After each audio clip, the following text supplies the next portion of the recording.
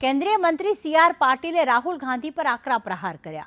તેમના નેતૃત્વ પર પાર્ટી નેતાઓને જ વિશ્વાસ નથી તેવું સી.આર. પાટીલે કહ્યું. 2 દિવસ ગુજરાત આવવાથી ગુજરાત તેમનું નહીં થઈ જાય. ગુજરાતમાં નબળું નેતૃત્વ ચાલતું નથી તેવું પણ સી.આર. પાટીલે કહ્યું.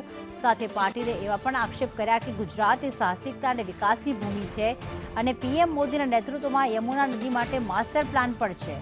ત્યારે ગુજરાતમાં 2 દિવસ આવીને કે ગુજરાત તેમનું થઈ નથી જવાનું તેવું રાહુલ ગાંધી પર આક્ષેપ કર્યો.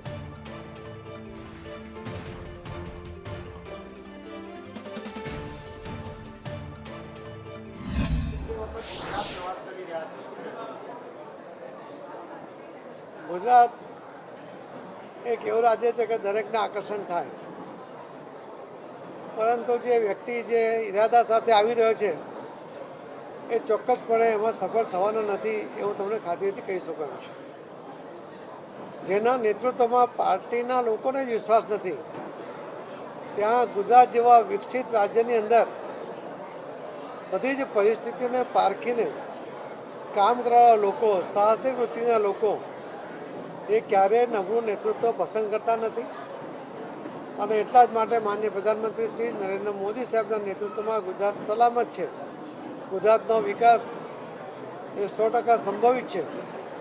એ વિકસિત ગુજરાત જે બન્યું છે એને વધુ આગળ મજબૂત બનાવવા માટેના પ્રયત્ન અને સફળતા મોદી સાહેબના નેતૃત્વમાં જ મળશે એ ગુજરાતના લોકો પણ ખૂબ સારી રીતે સમજે છે.